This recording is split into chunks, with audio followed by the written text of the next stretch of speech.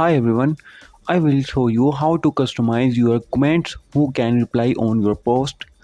First of all, open your Threads app, then go to your profile and tap the three dots on the post, then tap the who can reply option. Now you have three options: your followers, profile you follow, and the mention only, and it's your own choice. Then tap done.